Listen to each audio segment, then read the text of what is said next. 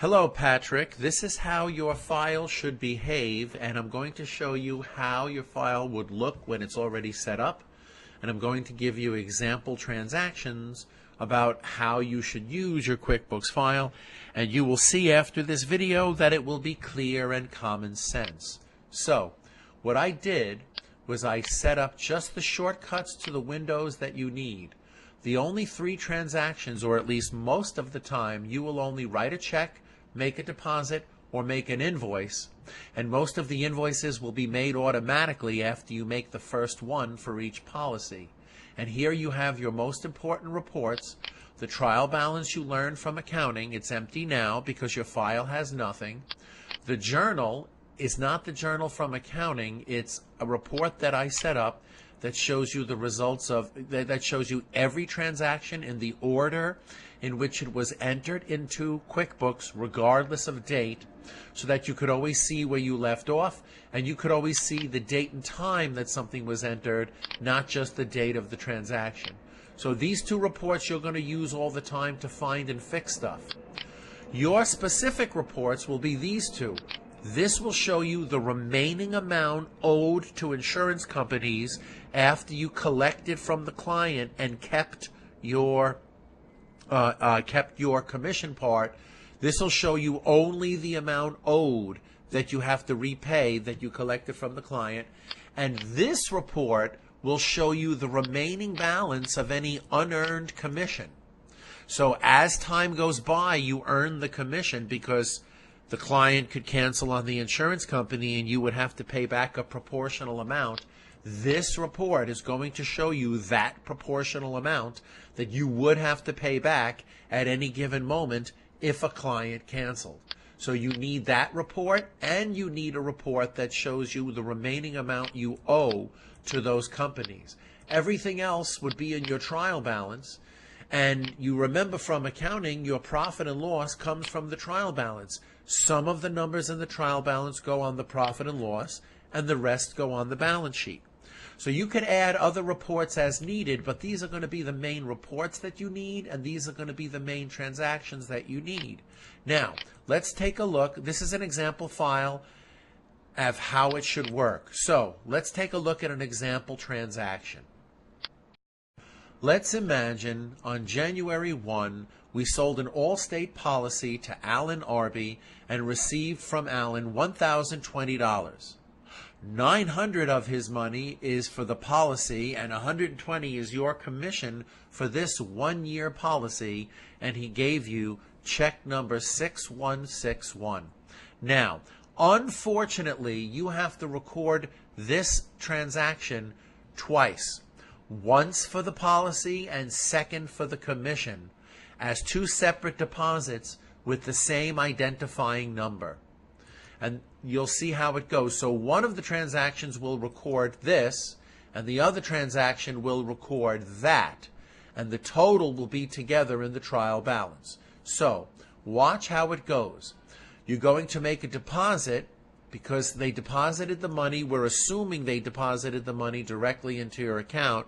If not, I'll show you how to use the undeposited funds feature.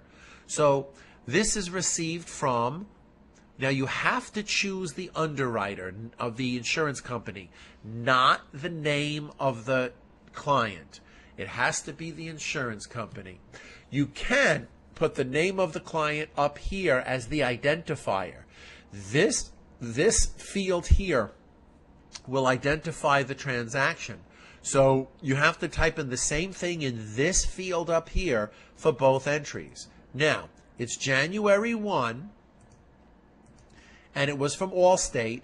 Now, the amount of the policy was $900, and the policy is owed to the insurance company. So payable to underwriter insurance. This account that represents what you owe for the policy amount is what you choose, and you put in the policy amount only, even though the check was $1,020. And then you could put whatever you want. You should put the name of the person in the memo here, okay? But you should put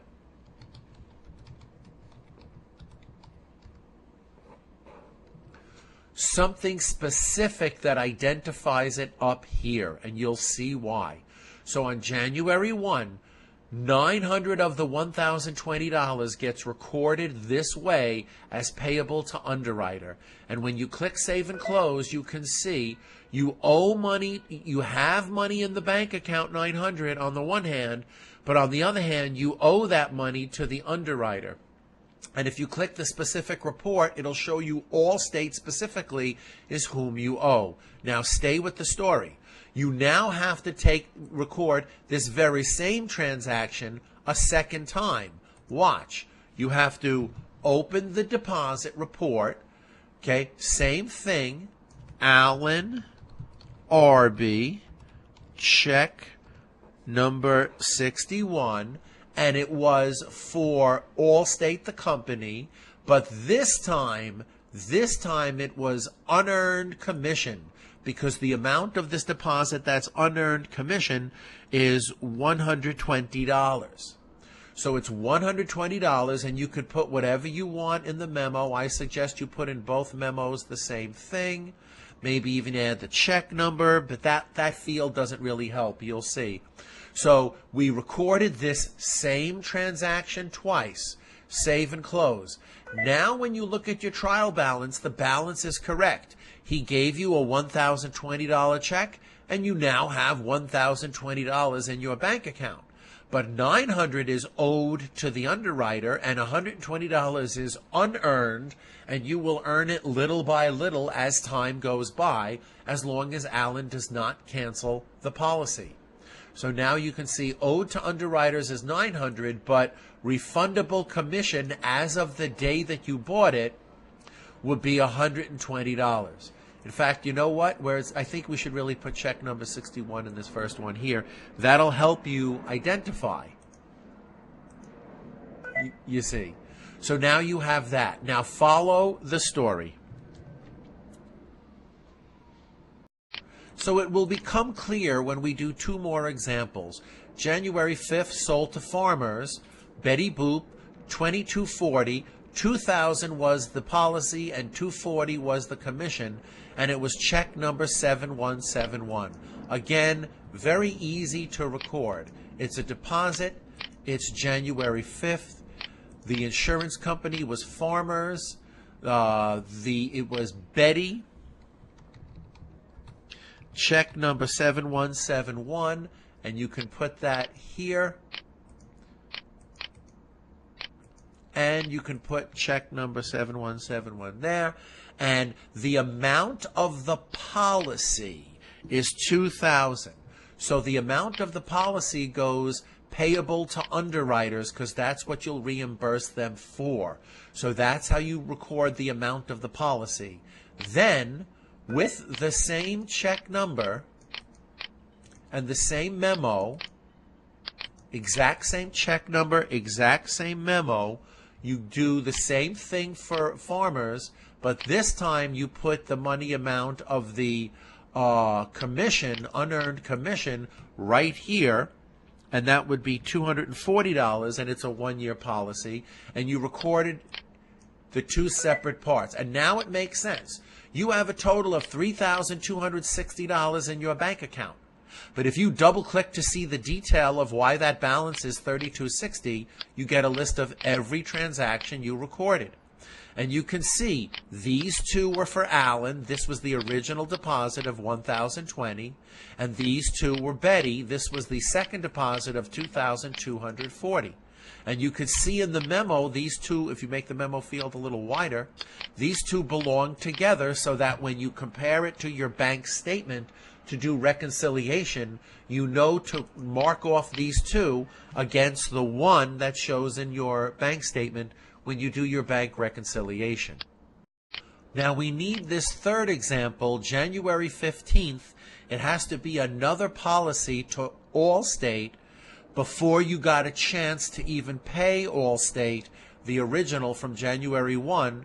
You sold to Candy Charles $11.80, where $1,000 was the policy and $180 was the sales commission check.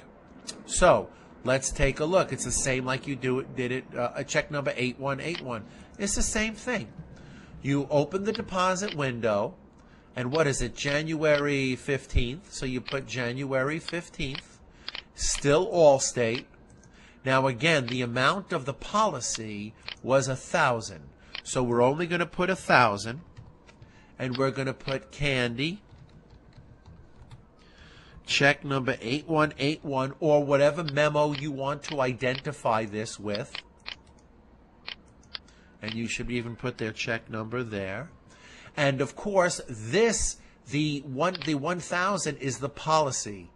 So that's payable to underwriters. And then we click Save Anew. And then on the same date, with the same memo to identify the transaction, we again choose Allstate. But this time we only put 180, because 180 is your commission that you will earn over time, unearned commission. Good. And that's what this, maybe this one here. And that's what this looks like. Very simple to record these things, but look at the result. Your trial balance now has unearned commission from 3 different transactions, which is correct, and you will earn them over time. And your trial balance has a total of $3,900 payable to underwriters, 2 for Allstate and 1 for Farmers. So this represents the total money that you owe to insurance companies at any moment, and this is the balance of your bank account. Now, if you want to see this more clearly, you click Owe to Underwriters, and you can see there are 2 checks that you owe, or 2 payments that you owe to Allstate, making a total that you owe just to Allstate, $1,900, and then the total that you owe to Farmers, only $2,000. Because that's the amount of the policy. Refundable commissions, you have a total of 300 refundable commissions because they're from 2 separate customers, and you can see you have this much owed to Allstate and this much owed to Farmers. Now, this refundable is the one that's going to decrease over time as the months go by. This will decrease, and the actual amount of income earned, which has not shown up at all on your trial balance yet, that will go up only over time as you earn the commission.